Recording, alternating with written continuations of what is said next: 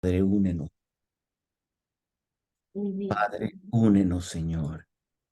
Padre, aunque estamos separados por cajitas, Señor.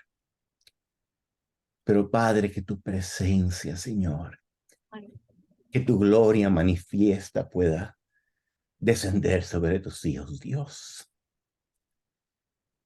Señor, estamos sedientos de ti en esta noche. Háblanos, Padre. Háblanos, Señor.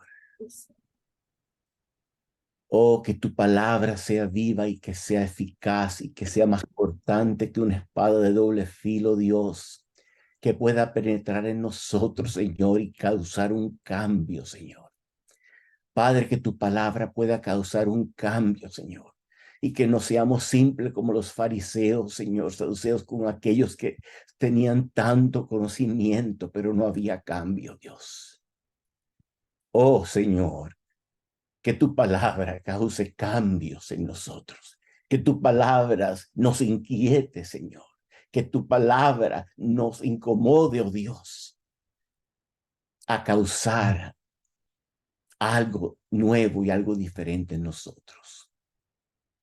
En el nombre de Jesús. Amén y amén. Estamos en el libro de Santiago y con el permiso del pastor va a tener que ser en tres secciones. Algo tan bello que tenemos en este libro, escrito por Santiago, también conocido como Jacobo. La pastora se explicó el trasfondo un poco.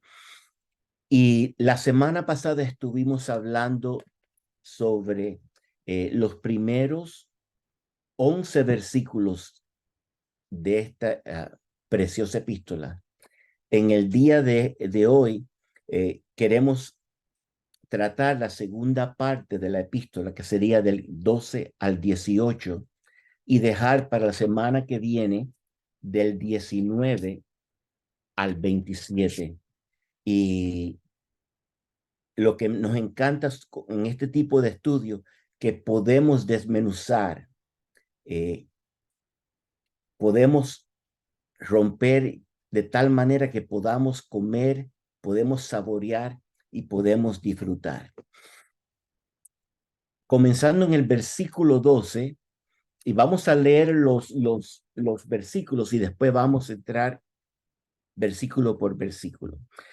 Santiago capítulo 1, versículo 12, dice: bienaventurado el varón que soporta la tentación, porque cuando haya resistido la prueba, recibirá la corona de vida que Dios ha prometido a los que le aman.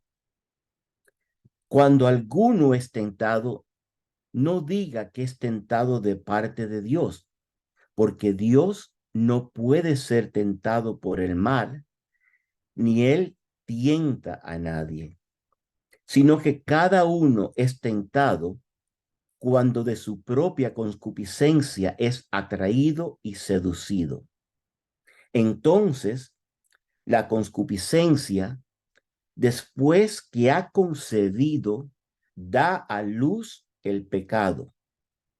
Y el pecado, siendo consumado, da a luz la muerte.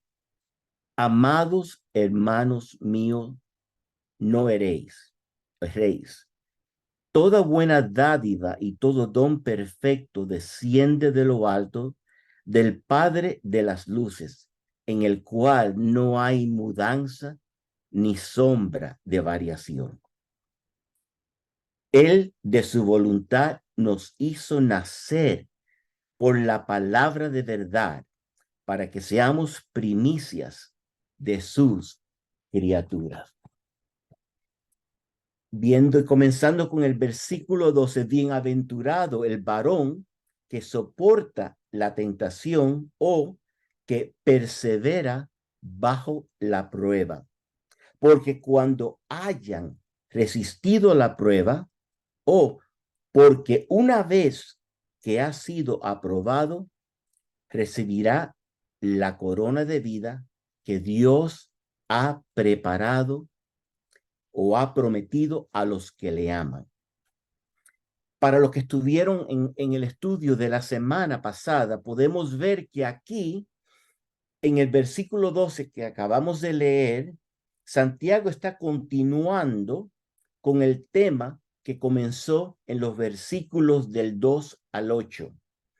Y solamente un solo versículo, el versículo 2, hermanos míos, tener por sumo gozo cuando os halléis en diversas pruebas. Y recuerda que hablamos, cuando dice os halléis, vamos a pasar por pruebas. Vamos a pasar por tiempos difíciles. Después de una breve paréntesis, ya después vemos en el que estudiamos la semana pasada del 9 al 11, continúa con el tema para dejarnos saber cuál es la recompensa por mantenernos firmes en medio de la prueba. Y vamos a ver cuál es la recompensa por mantenernos firmes en medio de las pruebas. En los versículos anteriores, Santiago nos decía que las pruebas, aunque es a veces difícil de tragar, las pruebas nos ayudan a madurar nuestra fe y nuestra vida espiritual. Repito, las pruebas, si quieren apuntar, nos ayudan a madurar nuestra fe y nuestra vida espiritual. Que el objetivo de las mismas es que desarrollemos paciencia y dependencia en Dios.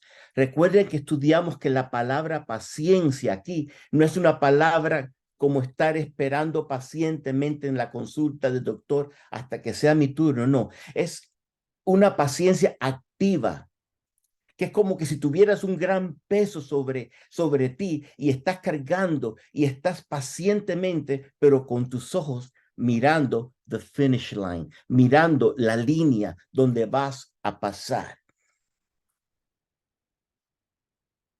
Y que la mejor herramienta a utilizar cuando nos encontramos en medio de una prueba, ojo, escucha, es la sabiduría que proviene de Dios. Y esta sabiduría, según Santiago, puede obtenerse abundante cantidad y sin ningún tipo de reproche a través de la oración. A través de la oración. Y recuerden que estudiamos y que hablamos que cuando estás pasando por una prueba, es mejor la sabiduría que el conocimiento. Porque la sabiduría te ayuda a cómo aplicar ese conocimiento que ya tienes al atravesar la prueba en la cual te encuentras. Para desmenuzar un poco, la primera frase, bienaventurado el varón. Santiago aquí nos hace recordar a Jesús cuando compartió con sus discípulos y los demás seguidores en el Sermón del Monte y en las bienaventuranzas. Bienaventurado, o en otra traducción dice dichoso. En otra dice Dios bendice, en la NTV. Y en la Amplified en inglés dice blessed. Y entre comillas, happy, spiritually prosperous, and favored by God. Cuando Dios te dice you are blessed, he's telling you are happy, spiritually prosperous, and you're favored by God. Entonces, bienaventurado es la traducción de la palabra griega Macarios, la cual se usa frecuentemente en el Antiguo como en el Nuevo Testamento. Una persona que encuentra su felicidad en Dios es bienaventurada. Repito, una persona que encuentra su felicidad en Dios es bienaventurada. El término bienaventurado se utiliza casi siempre como una expresión equivalente es feliz es aquel, feliz es el hombre, feliz es la mujer. El significado de la palabra es gozar de la felicidad que solo Dios nos puede dar. Y vemos aquí cómo es que Santiago está utilizando bienaventurado relacionado con las pruebas. La segunda frase que me llamó la atención es porque cuando hayas resistido la prueba. Entonces, Alberto, Aide, Luis, cuando hayas resistido la prueba. Ahora, una persona que atraviesa por un periodo de prueba puede tener gozo.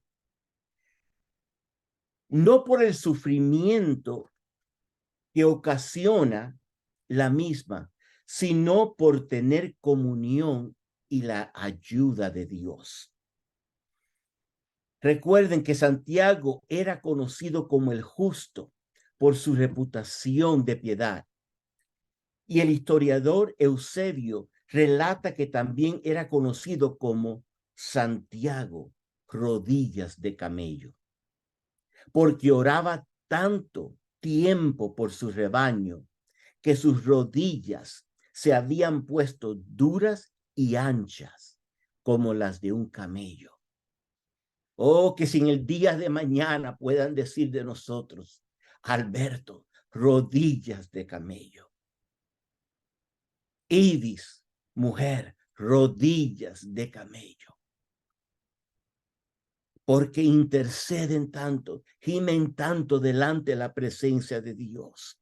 Por eso es que él podía decirnos a nosotros, una persona que atraviesa por un periodo de prueba puede tener gozo, no por el sufrimiento que nos ocasiona la misma, sino por tener comunión y la ayuda de Dios. Cuando el creyente tiene comunión y conoce lo que es la ayuda de Dios, alzaré mis ojos a los montes, ¿de dónde vendrá mi socorro? En medio de la prueba, lo primero que haces es te arrodillas y clamas al Dios, al Todopoderoso, a tu Creador, a aquel que te formó en el vientre de tu madre, que te dice, yo estoy contigo, no temas. En Lucas 6:20 aparecen como los bienaventurados, los pobres de espíritus, los que lloran, los mansos, los hambrientos y sedientos de justicias, los misericordiosos, los limpios de corazón, los pacificadores y los perseguidos por la justicia son bienaventurados. Y aquí nos incluye a ti y a mí cuando dice que somos bienaventurados, cuando soportamos, cuando atravesamos esa prueba y llegamos y atravesamos y llegamos a lograr o pasar por ese tiempo de dificultad, somos bienaventurados. Cuando os halléis en diversas pruebas, ahora, el fruto del Espíritu va creciendo y el carácter cristiano se va desarrollando y fortaleciendo en nosotros. Reconozco que no nos gusta tener que atravesar ese tiempo de prueba, pero tenemos que entender que en ese tiempo de prueba es lo que Dios usa para desarrollar nuestro carácter. Es lo que Dios usa para desarrollarnos, para lijarnos, para moldearnos. para fortalecernos, para fortalecer ese hombre interior que está en nosotros. Como la frase que les mencioné que me impactó, que la escuché casi acabado de casar por el director del barco. Dice: Luis, recuerda que si estás en la voluntad de Dios, nada puede pasar por tu vida si antes pasar por las manos de tu Padre Celestial. Entonces, mi posición cuando me enfrento con esa prueba no es: Señor, ¿por qué estoy atravesando esta prueba? Sino: Señor, ¿qué tú quieres obrar en mí en medio de esta prueba? Señor, ¿qué tú quieres sacar en mí? Señor, ¿qué tú quieres hacer? ¿A qué nueva etapa tú me quieres llevar al pasar esta prueba? Es cuando el Señor nos pone sobre las ruedas del alfarero. Y cuando empieza a machucar y empieza a romper y empieza a moldear, duele. Y hasta a veces queremos nosotros virarnos contra el alfarero y decirle: ¿por qué? ¿Hasta cuándo? Y aunque muchas veces queremos saltarlo de esa rueda, pero sabemos que el alfarero con amor nos levanta de nuevo y nos pone de nuevo en esa rueda y continúa obrando. ¿Sabes algo? Ese alfarero sabe cómo esa vasija va a terminar. Al momento, en el medio de las pruebas que te encuentras, solamente puede ver, sea que veas el barro, solamente puede ser que veas el dolor que hay para moldearte de esa manera. Pero recuerda que no estás en manos de un alfarero cualquiera. Estás en manos del alfarero, el alfarero creador de los cielos y la tierra, el alfarero que dijo y fue, el alfarero que te tomó, hizo al hombre del polvo de la tierra, el alfarero que conoce al barro porque lo creó. Y en medio de esa prueba, Dios está obrando en tu vida.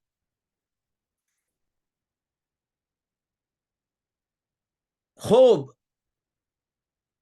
en uno que pasó esa prueba y dijo: yo sé que mi Redentor vive y al fin se levantará sobre el polvo, y después de deshecha mi piel, en mi carne he de ver a Dios, al cual veré con mí mismo, y mis ojos lo verán, y no otro, aunque mi corazón desfalleza dentro de mí.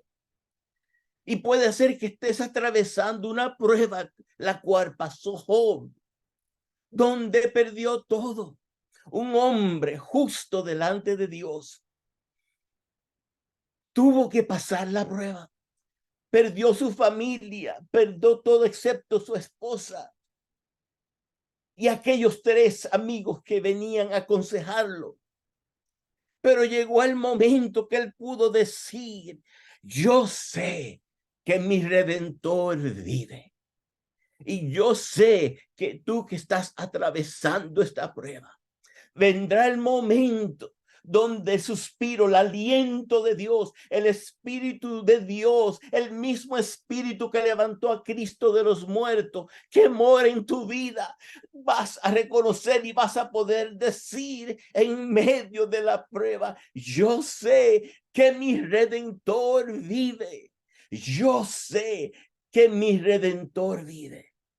Moisés, después de estar 40 años en el palacio del rey, huye. Y lo vemos en el desierto y lo vemos haciendo el oficio que él reconocía que era el oficio más bajo y degradado que podía ser, que es pastor de ovejas. Pero en ese tiempo del desierto es cuando Dios obró y puede obrar en la vida de Moisés y prepararlo para lo que tendría por delante. Vemos la prueba que pasó José, el niño mimado de Jacob.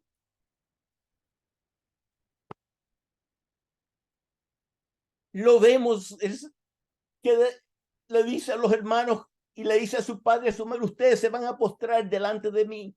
Pero después lo vemos en la cisterna.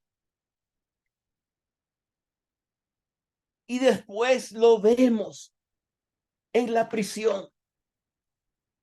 Y a veces no entendemos el porqué de las pruebas.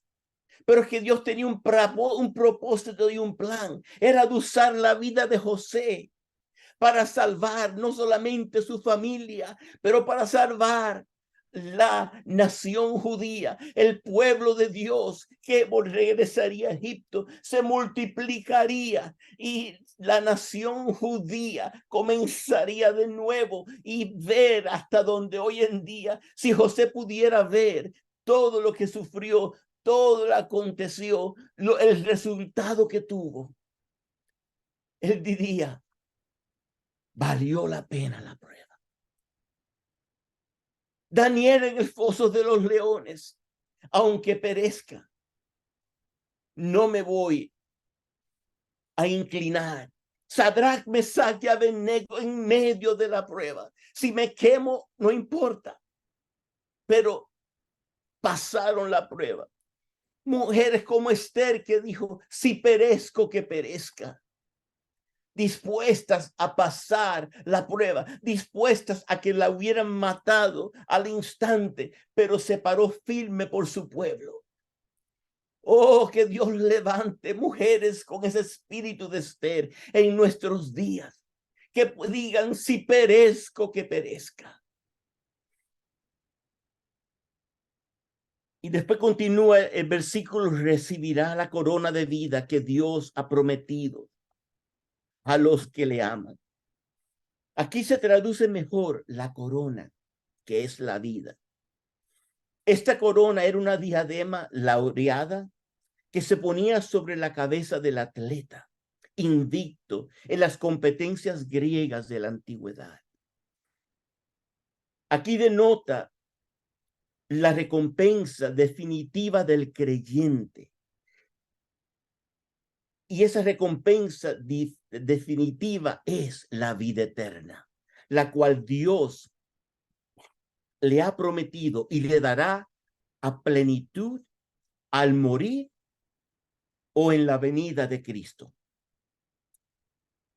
Y por favor, si pudieras entender, las pruebas pueden ser en realidad bendiciones en nuestras vidas si recordamos que Dios las utiliza para producir perseverancia y carácter en nosotros.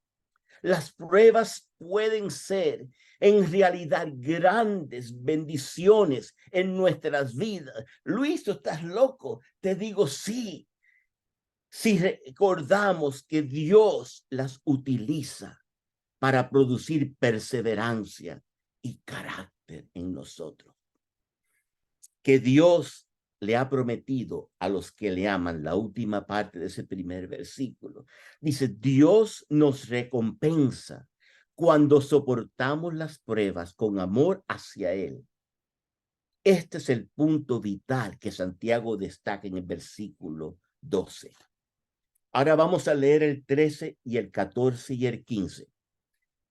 Cuando alguno es tentado, no diga que es tentado de parte de Dios, porque Dios no puede ser tentado por el mal, ni él tienta a nadie, sino que cada uno es tentado cuando de su propia concupiscencia es atraído y seducido. Entonces, la concupiscencia, después que ha concebido, da a luz el pecado. y el pecado, siendo consumado, da a luz la muerte. Y vamos a ver la primera parte de este versículo 13. Cuando alguno es tentado, no diga que es tentado de parte de Dios. Ahora, la diferencia entre prueba y tentación.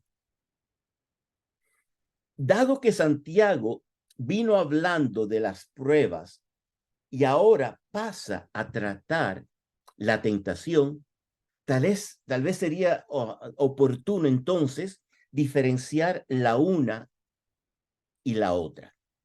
Ahora, en primer lugar, debemos decir, la prueba nos llega siendo permitidas por Dios con el objetivo de hacerte madurar, crecer y fortalecernos en la fe. Repito, las pruebas nos llegan siendo permitidas por Dios con el objetivo de hacernos madurar, crecer y fortalecernos en la fe. Ahora, sin embargo, la tentación se genera por nuestra propia concupiscencia.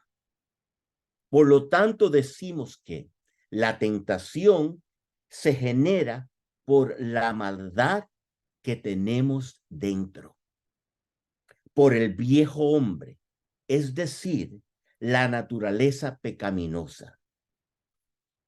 We all got Adam's seed. Vamos a verlo más adelante. La tentación nace en nosotros, en nuestro interior, producto de nuestras debilidades. Repito, la tentación nace en nosotros, en nuestro interior, producto de nuestras debilidades. Ambas, las pruebas y la tentación, son bien distintas. Mientras una nos llega con el propósito de purificar nuestra fe e incrementar nuestra madurez espiritual, la otra busca satisfacer nuestros deseos más bajos. Mujeres, hombres, creyentes, años en la iglesia, tenemos deseos más bajos. Si nos reconocemos y hablamos, sabemos que tenemos una naturaleza pecaminosa. Mientras la primera nos ayuda a acercarnos a Dios, la otra nos separa de Él. Y una frase en inglés de un de los maestros de la palabra que me encantó, dice, God tests us to bring out our worth. Satan tests us to bring out our worst. En otras palabras, Dios nos pone a prueba para sacar nuestro valor.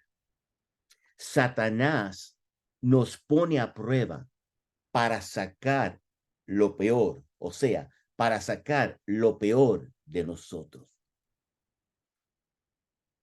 Así que la prueba puede sacar lo peor o lo mejor de nosotros. Pero si lo mejor de nosotros sale de nuestro corazón, entonces veremos las maravillas de Dios. Sigue el versículo, porque Dios no puede ser tentado por el mal, ni Él tienta a nadie. Dios no puede ser tentado por el mal, ni Él tienta a nadie. Ahora, vamos a ir a nivel 1 de INSTE para recordar algunos puntos claves. Y estudiamos y hago la pregunta, ¿qué es pecado? Y aprendimos y hemos estudiado que pecado es errar al blanco, es la definición clásica, pero podemos agregar que pecado es todo aquello que nos separa de Dios. Si estás escribiendo, escribe. Pecado es todo aquello que nos separa de Dios, ya sea lo que hagamos, lo que pensamos o lo que digamos. Repito, pecado es todo aquello que nos separa de Dios, ya sea lo que hagamos, lo que pensamos o lo que digamos. Ojo, Dios ni peca, Dios no puede pecar. Dios no hace nada que está fuera de su voluntad. No deja de realizar sus propósitos, ni deja de hacer el bien, porque nuestro Dios es un Dios santo. Sigue el versículo, porque Dios no puede ser tentado por el mal. Y aquí una aclaración. Aquí Santiago habla de Dios el Padre, ya que sabemos que Jesús, Dios el Hijo, sí fue tentado, aunque sí fue tentado en todo, pero Jesús no pecó. ¿Estamos claros? Jesús fue tentado en todo, pero Jesús no pecó. Ni él tienta a nadie. Aquí Santiago dice que así como Dios no puede ser tentado, él tampoco tienta a nadie. Nadie puede decir que es tentado por Dios. Dios no tienta a nadie. Que esté bien claro ese concepto. Dios no tienta a nadie. Nadie puede decir que es tentado por Dios. Entonces, podemos pensar un poco, entonces, ¿cuál es el origen de la tentación? Aquí Santiago nos habla en este pasaje sobre una de las posibles fuentes, y es nuestra concupiscencia, la cual tiene su origen en nuestra naturaleza pecaminosa. Entonces te pregunto, ¿qué es concupiscencia? El término concupiscencia se refiere a un deseo intenso de obtener placer. En la mayoría de los versículos bíblicos donde encontramos esa palabra, su uso está relacionado con dejarse llevar por la naturaleza pecaminosa en algún área de nuestra vida. Ahora, muchos asocian la concupiscencia con el placer sexual, y sí, esa es una de las áreas principales en las cuales se manifiesta. Pero ojo, también puede ser un deseo desmedido de obtener riquezas y placeres terrenales, o la inclinación a dejarse llevar por deseos descontrolados. Y al mencionar estos puntos, has visto, o puede ser que te trae en tu mente en el pasado, en un tiempo en tu vida, cuando estabas dejándote llevar por deseos descontrolados. Y eso en la sociedad del día de hoy, nada satisface. Y lo podemos ver buscando más, deseos descontrolados. Hay mucho que se puede entrar ahí, pero sería muy bueno para entrar con los hombres a solas y las mujeres a solas, porque hay mucha tela por donde cortar. Santiago, aunque sin mencionarla, habla de nuestra vieja naturaleza, con la cual conviviremos hasta la venida de Cristo o hasta que Él nos lleve a su presencia. I'm sorry if I burst your bubble.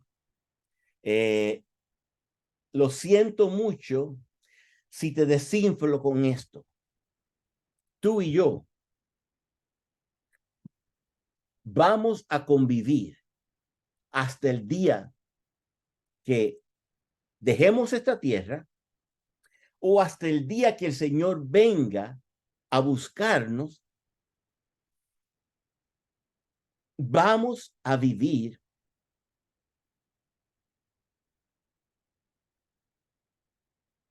con esta vieja naturaleza. Es la lucha de la carne contra el espíritu. ¿A quién estás alimentando? Y te diré quién va a estar por encima en ese momento.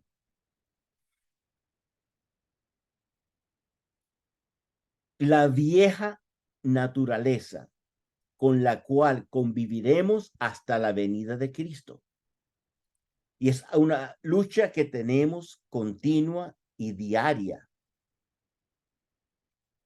Pero por eso nos dice la palabra en Romanos 6:6, sabiendo esto que nuestro viejo hombre fue crucificado juntamente con él para que el cuerpo de pecado sea destruido, a fin de que no sirvamos más al pecado.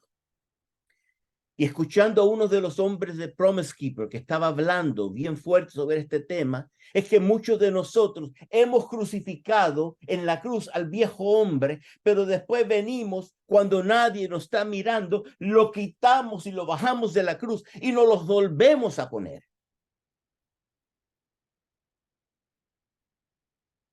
Recuerda que ese viejo hombre está crucificado. Déjalo crucificado. Aunque te dé deseos de nuevo acariciarlo, está crucificado. No le creas a las artimañas y a las mentiras del diablo que quiere llevarte de nuevo a sacar y tomar ese cuerpo del hombre y ponértelo cuando ya no te pertenece porque fue crucificado en la cruz del Calvario. Colosenses 3:5. Hacer pues morir lo terrenal en vosotros: fornicación, impurezas, pasiones desordenadas, malos deseos y avaricias, que es idolatría. Nos está diciendo, hacer pues morir. Y aún a veces esos son peor que el gato que tiene 7 vidas. Esa vieja naturaleza va a tratar, y ahí tienes que venir de nuevo a hacerla morir.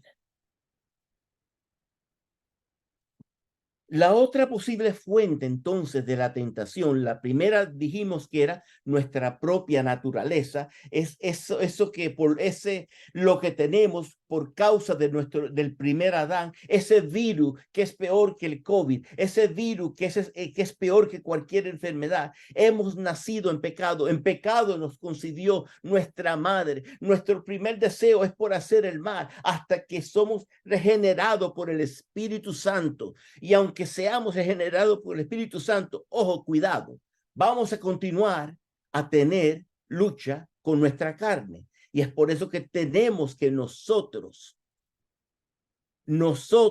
tomar la actitud de mantener esa carne clavada en la cruz. Como dije, la otra posible fuente de la tentación es el diablo, quien desde el huerto del Edén estuvo haciendo la suya. El diablo puede tentar, y de hecho lo hace. Ojo, pero la decisión de ceder ante la tentación es siempre nuestra.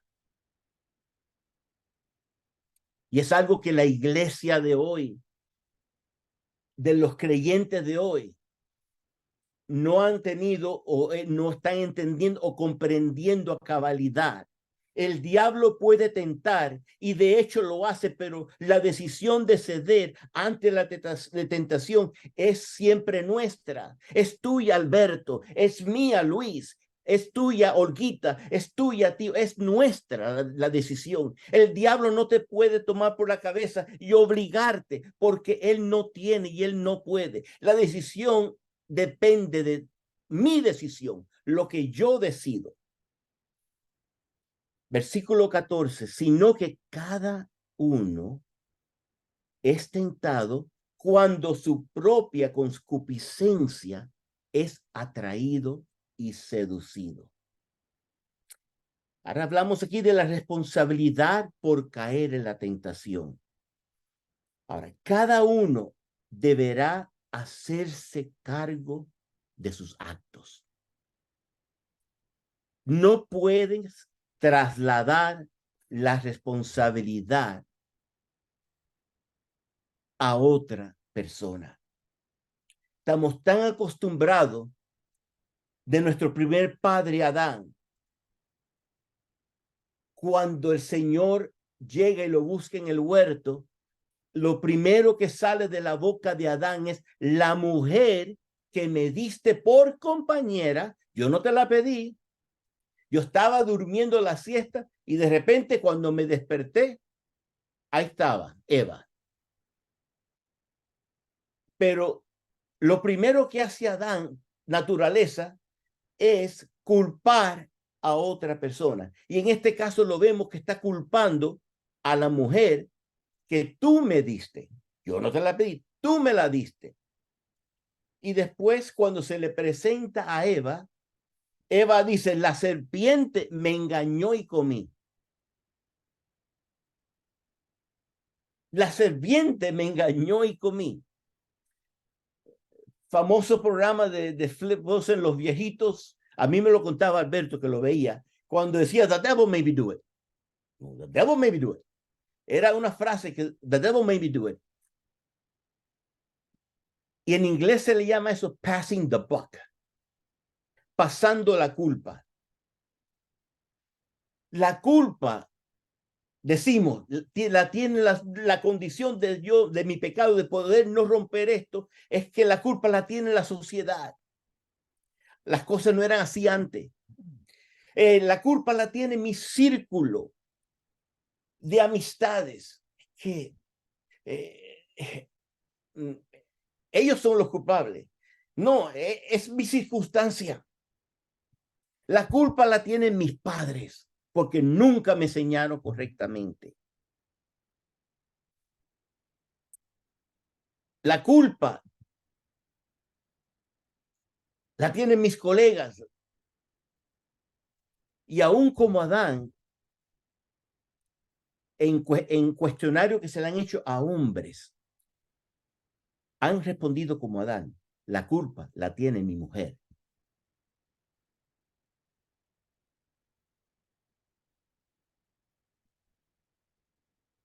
Santiago aquí nos dice que si nos dejamos guiar o seducir por los impulsos de la carne, solo nosotros seremos culpables. Ya es hora de que dejes de culpar a los demás y veas y reconozca que el problema está en ti, que el problema está en mi vida. Es mi culpa. No es la culpa de los otros. Es hora de dejemos de vivir como víctimas de la sociedad, de el resultado, no. Y reconocer el hombre, pararse como macho en Dios. La culpa es mía. La mujer, pararse como mujer de Dios. La culpa es mía. Entonces, pecamos bajo nuestra responsabilidad. Lo hacemos porque nos dejamos arrastrar voluntariamente, porque no tenemos la fuerza espiritual como para resistir la tentación. Y me llamó atención esa frase porque no tenemos la fuerza espiritual para resistir la tentación. Mi pregunta es, ¿cuánto tiempo pasas en la palabra de Dios? ¿Cuánto tiempo pasas orando, buscando la presencia de Dios? ¿Cuánto tiempo pasas enamorándote, apasionándote por el Señor, por su grandeza, por quien Él es? Hemos pasado un tiempo hermoso cuando los pastores nos dijeron para aprender y conocer los nombres de Dios, los atributos de Dios. Pero los estudiamos, pero ¿cuánto hemos pasado? Dios, revélame tu nombre. Quiero conocer tu nombre en esta situación.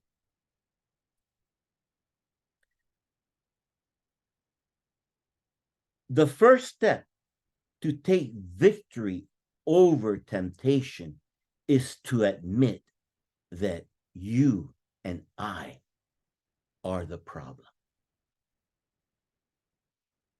Tenemos que parar de culpar a otros y reconocer que el problema está en mí.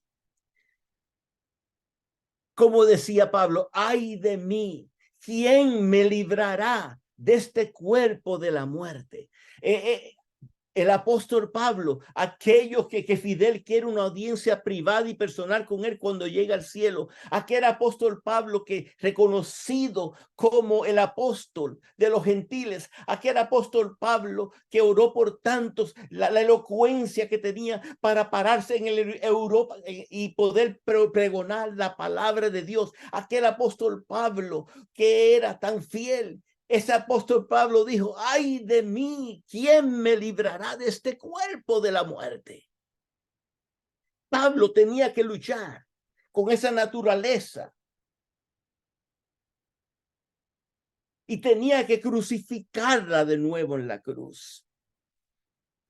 Tenemos que parar de culpar a otros y reconocer que el problema está en nosotros. De su propia concupiscencia es atraído y seducido. Me encantó cuando vi estas dos palabras. Es interesante ver las palabras que usa Santiago para describir cómo actúa la concupiscencia para arrastrarnos al pecado. Dice la palabra atraído. Y esta palabra sale del contexto de caza, los cazadores, y significa quitar arrastrando. La otra palabra, seducido, es una palabra que se usa en la pesca y se refiere a la carnada. Su propósito era atraer a fin de atrapar el pez. Santiago se imagina a la concupiscencia como un cazador buscando su presa.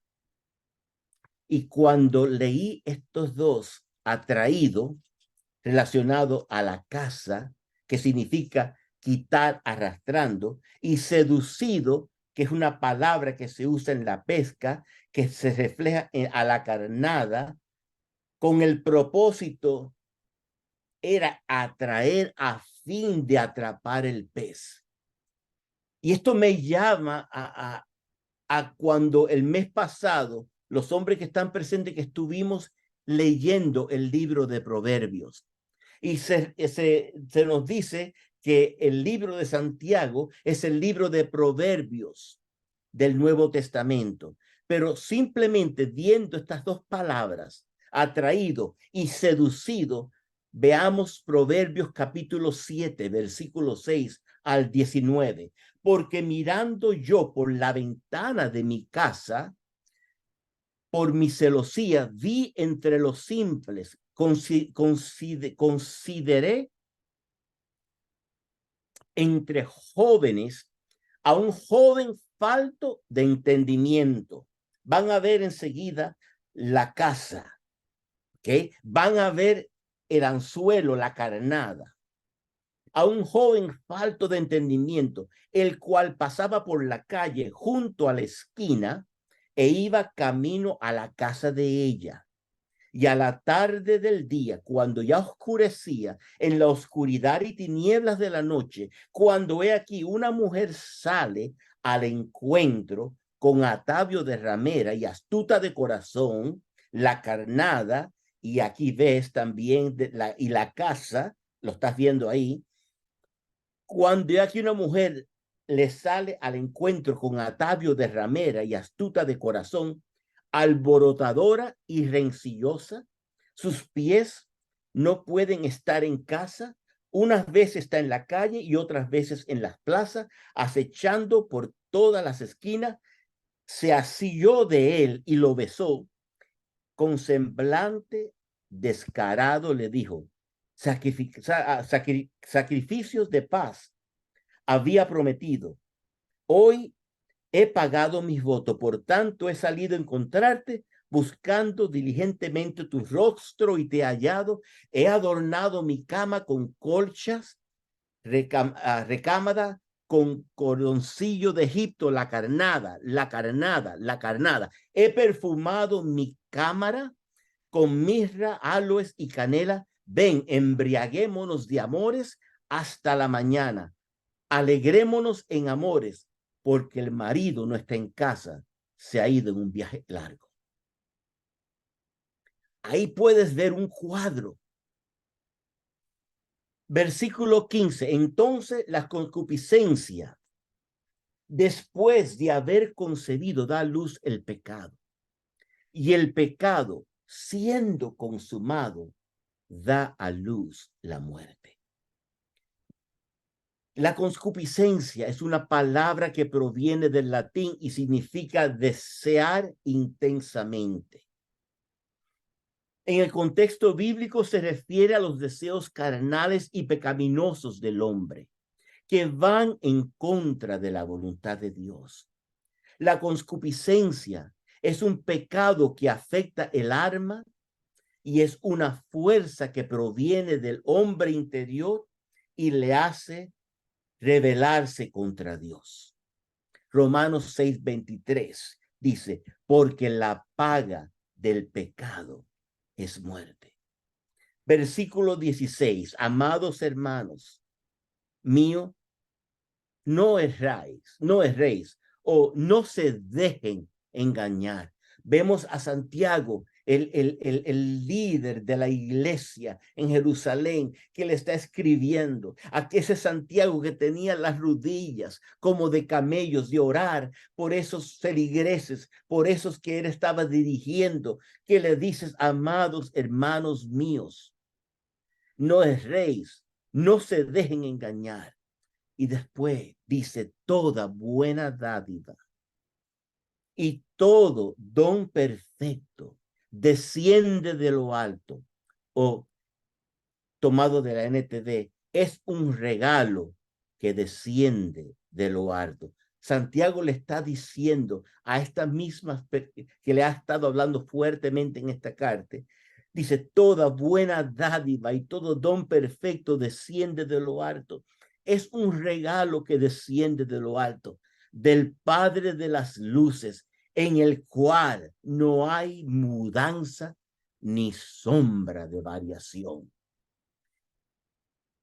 Tenemos nosotros a ese Padre de las luces, en el cual no hay mudanza ni sombra de variación. Él nunca cambia ni varía como una sombra en movimiento. Para ya concluir esta parte, Charles Spurgeon, conocemos, uno de los favoritos de nuestra pastora, reconocido como el príncipe de los predicadores.